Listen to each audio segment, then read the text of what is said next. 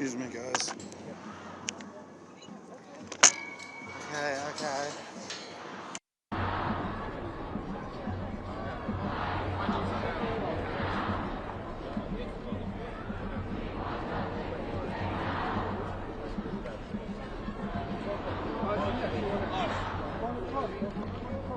She was in line, supposedly. There was a photo of her. Ladies, gentlemen, sidewalk has to stay clear, otherwise they're going to clear everybody out. The lawyers are going right there. That's right.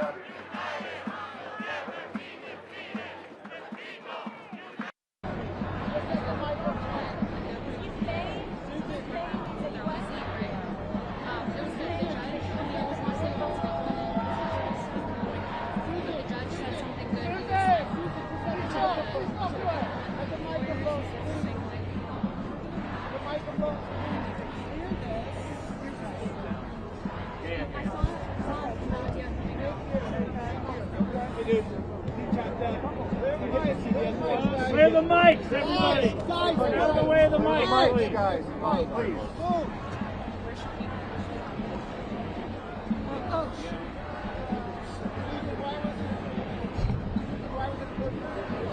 No matter where you stand on genocide, freedom of speech is something that... Can you hold the mic?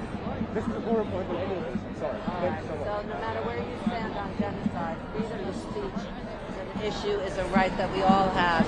And this is a turning point in the history and the freedom of this country. Thank you so much. Speak up!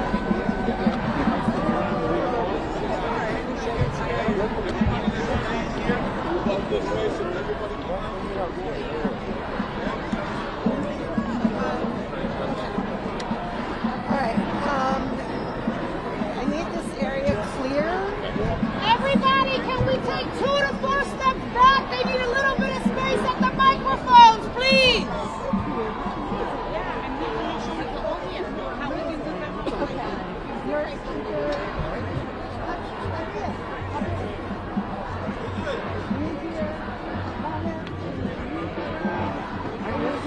That's okay.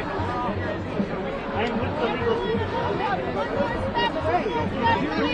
We're going to sit right here.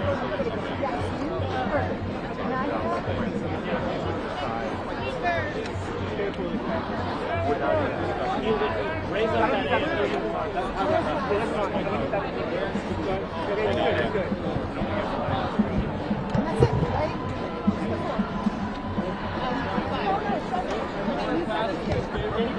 All the way past the table, all the way down.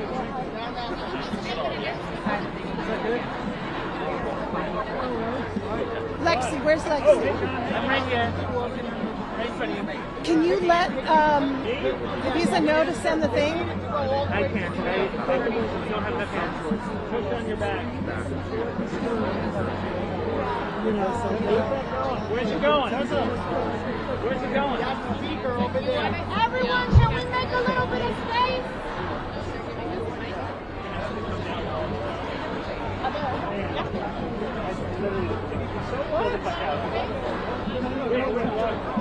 Yeah, Rich, we all have live channels here. I get that. I get that. Get the fuck out of my face. Let me go to my stuff.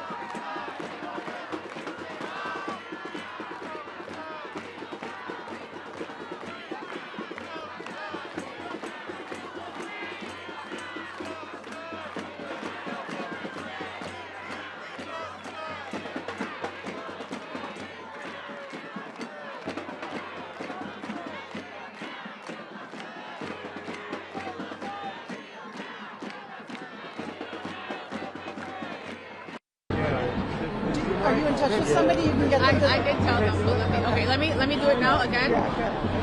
We need quiet.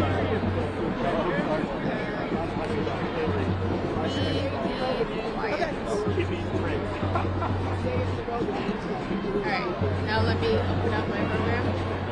I should introduce myself. Introduce you? Okay.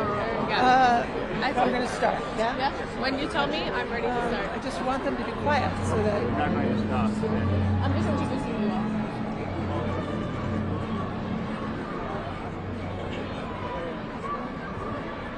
I just ask them to project.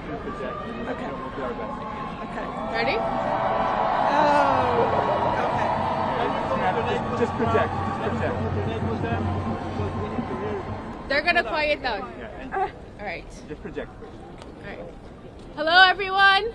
My name is Abir Kawas. I am the Associate Director of Partnerships at CLEAR, and I will be getting us through the program today. Thank you all for being here. We have a number of speakers here to provide updates and statements of support regarding Mahmoud Khalil's case. Mahmoud's attorneys are here to provide updates and a brief statement from Mahmoud's wife. Attorneys will be taking questions at the end. So we'll be starting with our first speaker, Ramzi Qasim. He is the co-director and founding director of CLEAR, Creating Law Enforcement Accountability and Responsibility. He's a professor of law at the City University of New York and part of Mahmoud's legal team. Welcome, Ramzi.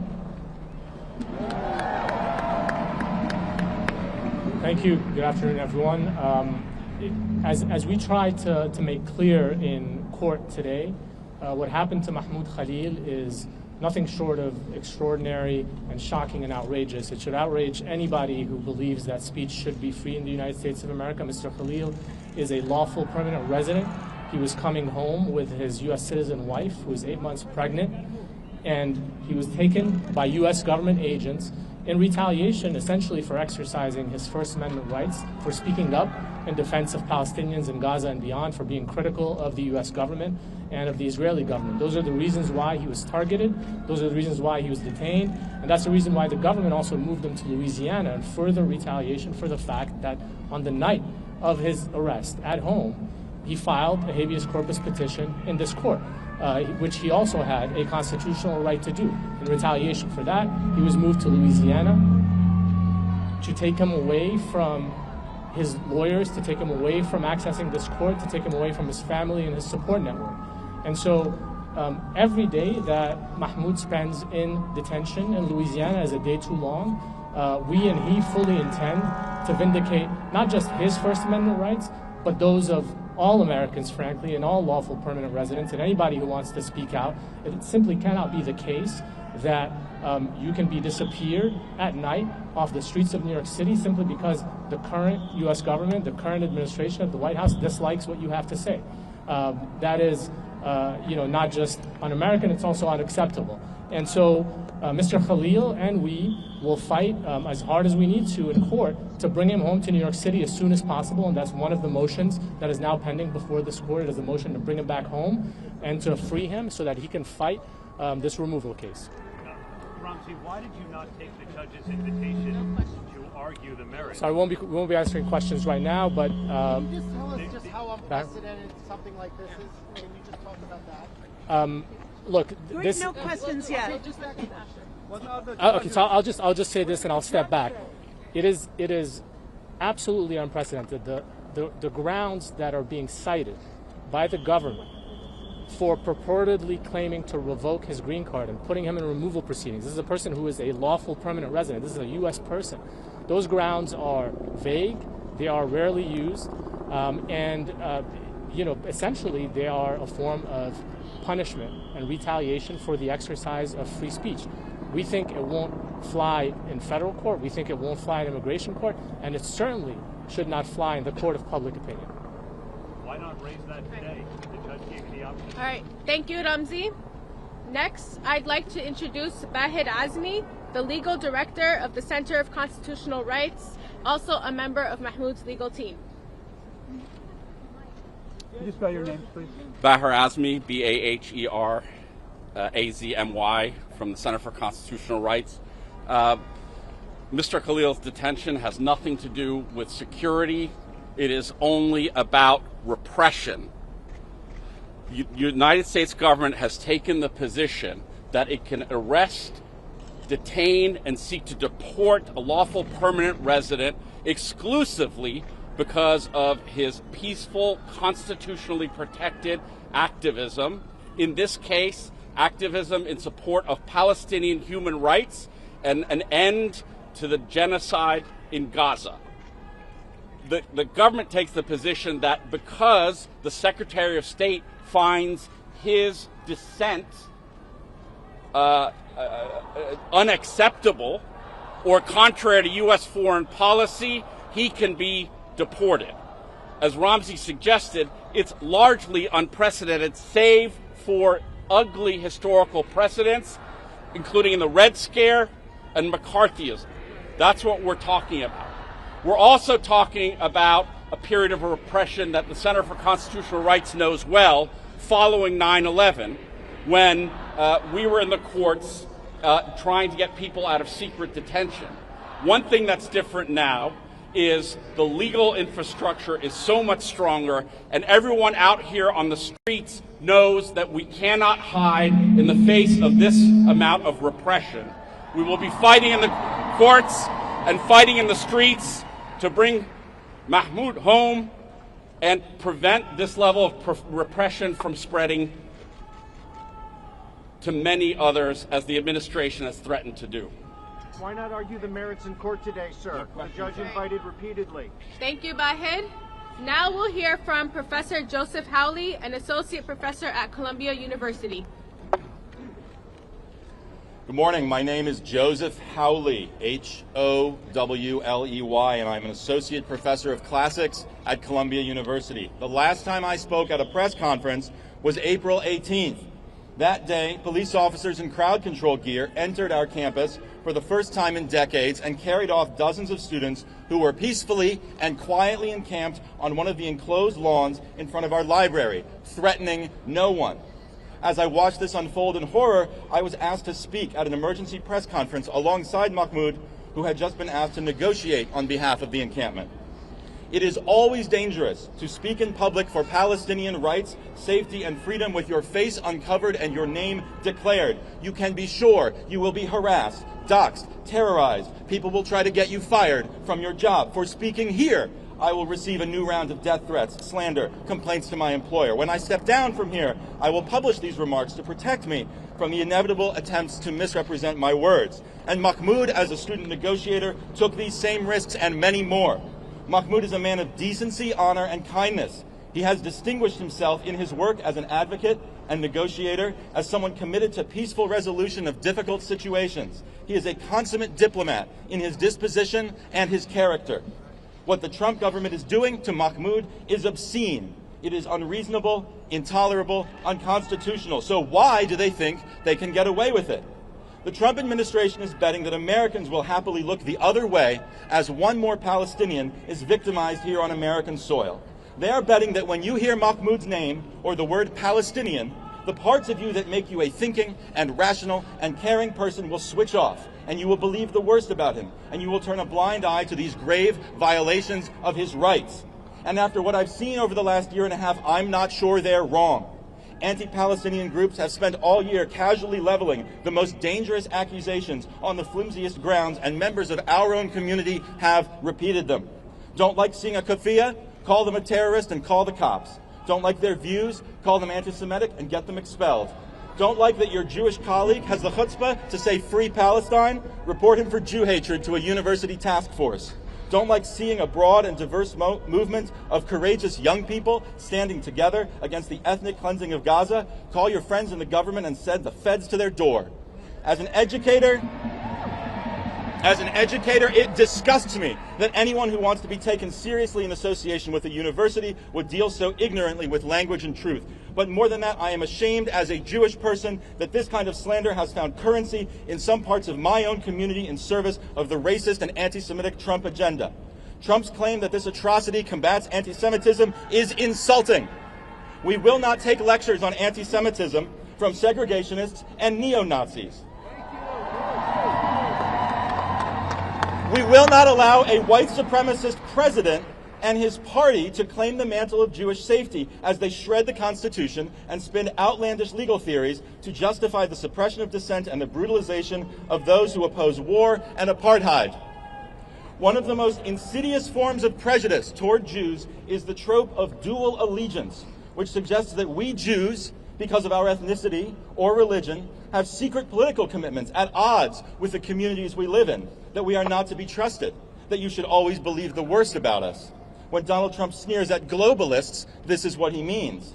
And when I see people unquestioningly trafficking in the wildest assertions about Mahmoud just because he is Palestinian, I hear the exact same kind of prejudice that drove generations of my own family from their homes in Europe. Anyone who spread the lies about Mahmoud that resulted in his detention should be ashamed. And if you find yourself believing whatever someone tells you about Mahmoud just because he is Palestinian or because he spoke up against a murderous war that you somehow still support, I can only implore you to scrutinize your own soul. Why are we here? Because we want our friend back. But we are also here because what happens to Mahmoud could happen to any of us. If they can strip the green card from a lawful permanent resident, they can do whatever they want to a citizen. If you're waiting for permission to think of this as a crisis, here it is. What has been done to Mahmoud goes far beyond whether or not you agree with the cause of Palestinian liberation. Where exactly are we in the poem that begins, "When they came for the communists, I did not speak out"? Well, they've already come for the asylum seekers. They've come for the migrant families. Now they've come for Mahmoud Khalil. It's not a very long poem. So how far down the list do you think you are? I've been proud to stand as a Jew beside Mahmoud Khalil and call for a free and just and peaceful Israel-Palestine. It is my honor now to stand before you and call on what remains of the United States government to do the right thing and free Mahmoud Khalil. Thank you.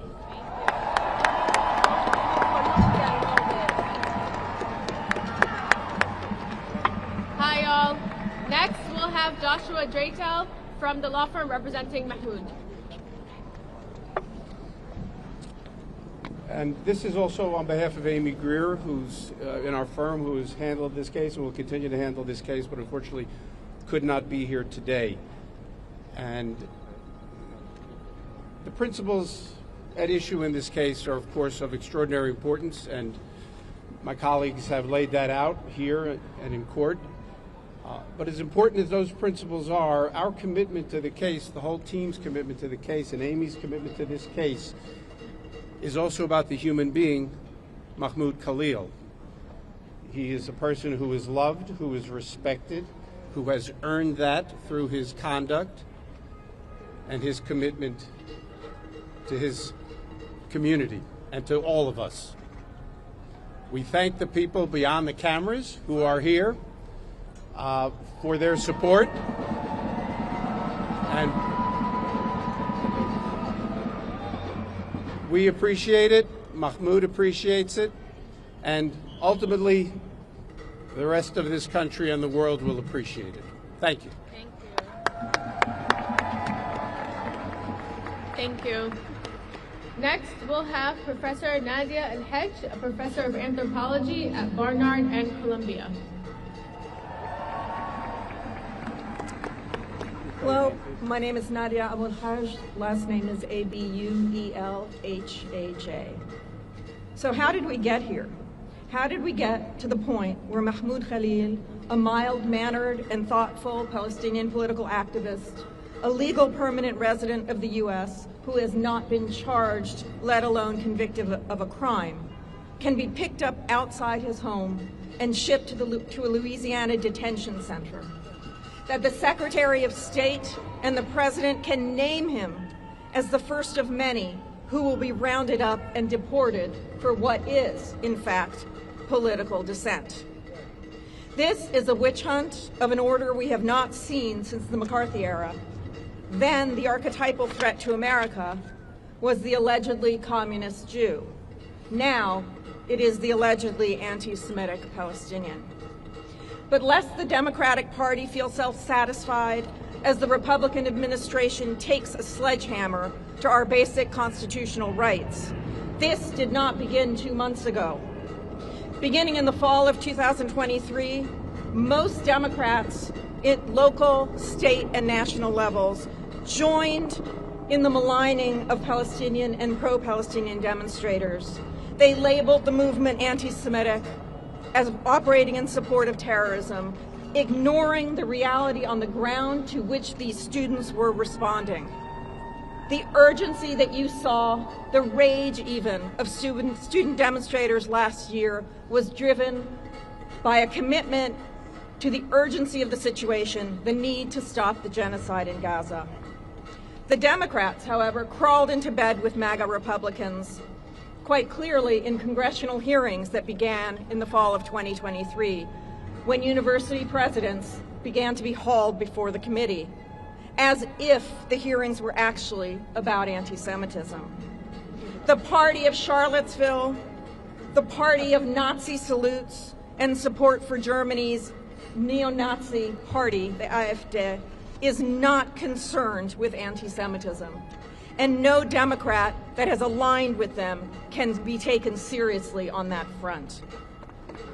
Insofar as you, our Democratic politicians, continue to refer to Mahmoud Khalil's speech as abhorrent, presumably while defending his right to say what he does, that is, presumably while defending his right to be abhorrent, you are part of the problem.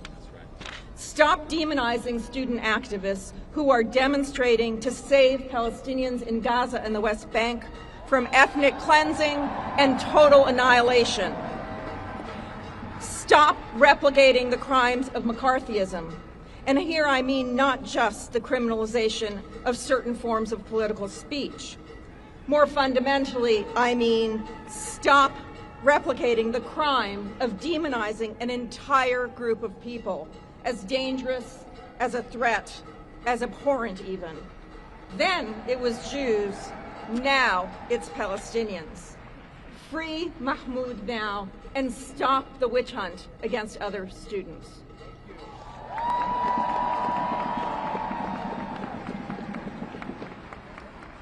Thank you, Professor. Next, I'd like to bring up Shaza Aboushi Dalal, one of the staff attorneys at CLEAR, who will be reading a statement by Mahmoud's wife.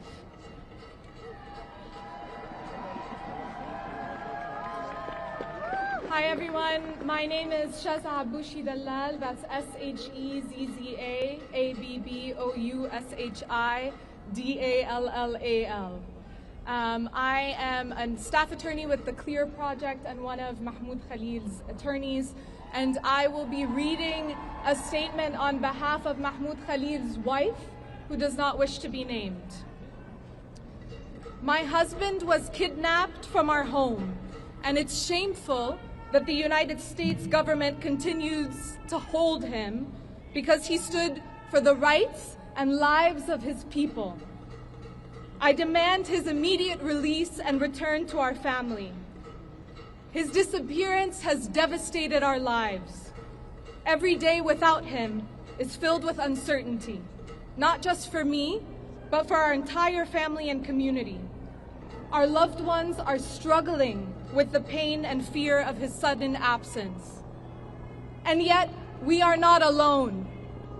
So many who know and love Mahmoud have come together, refusing to stay silent.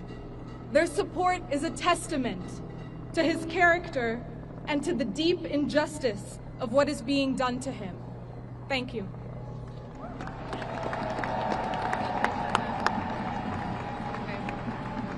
Thank you, Shazza. We're going to bring up some of Mahmoud's legal team to answer questions for you all. I will be calling on the people and letting you all know who will go first. Okay, questions? How long can they hold him? Let's say if you don't win the case, let's say he doesn't, like, what is the procedure? Repeat the question. How long will You need to, sorry, you need to, you step back and can you step close to the, both of you close to the microphone? He's already asked the question. Let's get somebody else. Shoulder to shoulder. Okay, how long can they hold him? How long can they hold him? Look, we are seeking to bring him back. We're seeking to have him released. And we're going to do that whether it's in federal court or an immigration court. There are limits to how long a person can be held in immigration court. But frankly, that's irrelevant because we are going to ask for him to be released as expeditiously as possible, and we will do that in any court that will hear us. Why couldn't that be done today? And can you just respond to the government's claims that this is about his views not being in line with national security? Can you legally speak to us about that? Yeah, the government has basically admitted that they're punishing him for his views that are contrary to the government's views. And that's just an obvious piece of authoritarian logic that we cannot tolerate as long as we live in a democracy. It's totally unacceptable for him and for others. The government's attorney said in the courtroom that it thinks the proper venue, the proper jurisdiction is either Louisiana or New Jersey, but not New York. Why? The government is claiming, and this is really a question for the government, but the government is claiming that because at the time he filed a habeas corpus petition in this court, he was already in New Jersey. They had already moved him to New Jersey as part of their plan, again, to move him 1,000 miles away to Louisiana, to take him away from this court, from his lawyers, from his support network. And of course, the goal in all of this is to silence not just Mahmoud, but to silence anyone who will speak in defense of Palestinian lives and rights.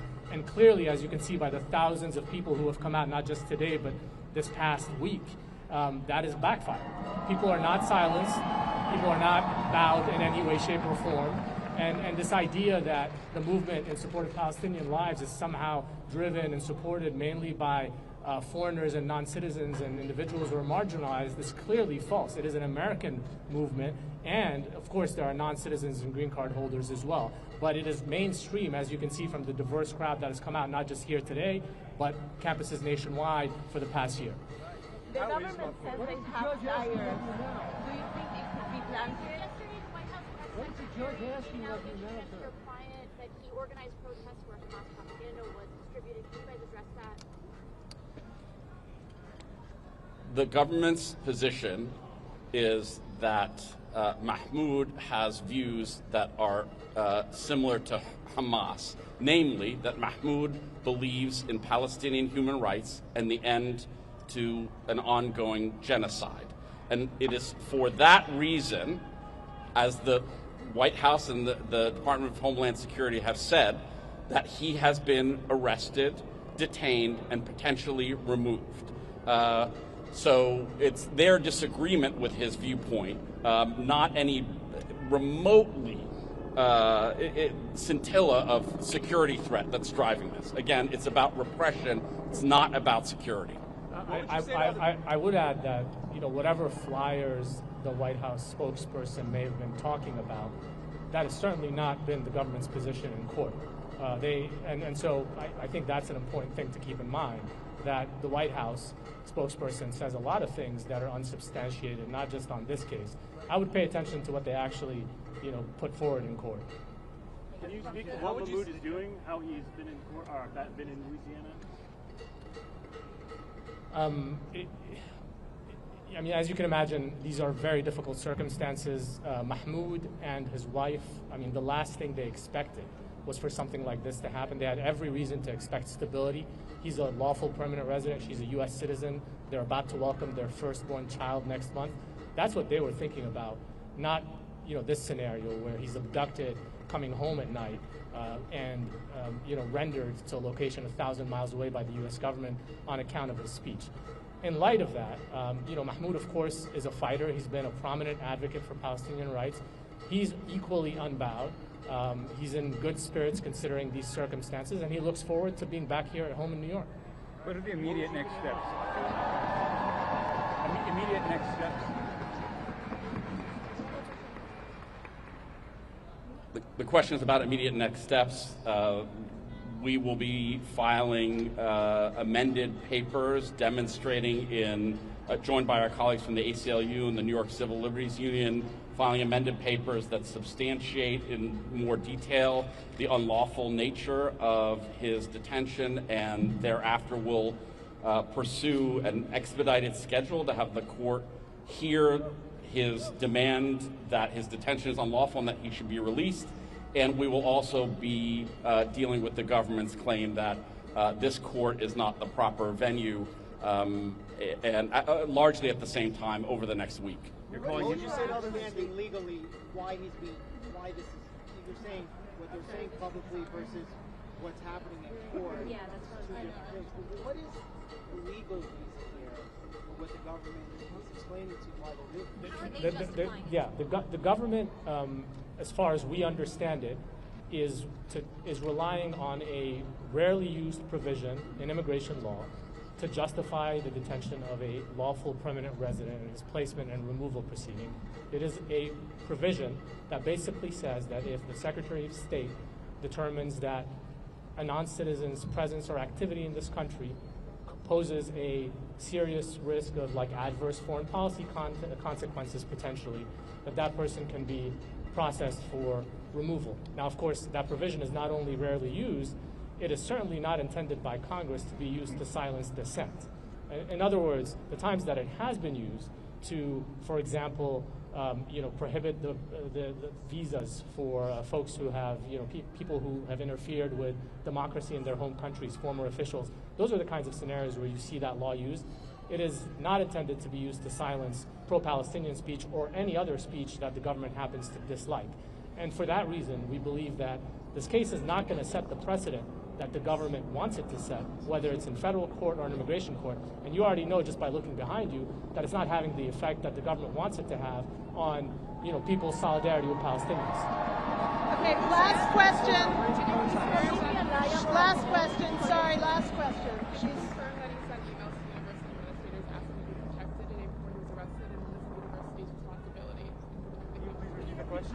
So the question was whether we can confirm that he sent an email to the president of Columbia University the night before he was arrested and detained to basically put the university on notice that he was feeling unprotected by the university and that he was worried about detention by ICE and doxing and actions by private actors. He was in fear for his life and well-being. That is accurate. He did send that email to the head of Columbia University, and I think his email raises an important question. This is a university that has spent the better part of the last year talking about its duty to protect students and to keep them safe. But in a scenario where numerous students are being approached by ICE on Columbia's campus, and one Columbia student, Mahmoud Khalil, has been effectively disappeared by U.S. government agents, again, on Columbia's property. The university has been remarkably absent and silent. Student Florida, one more question, please. Student Florida, one more question, please. Thank you all. We're going to wrap up here. For any questions regarding details about today's speakers, you can come to me or Jen here. And I want to thank you all for coming. I want to thank all of the people who are out there in the crowd listening. And I want to remind everyone that the family has asked for privacy at this time. Thank you.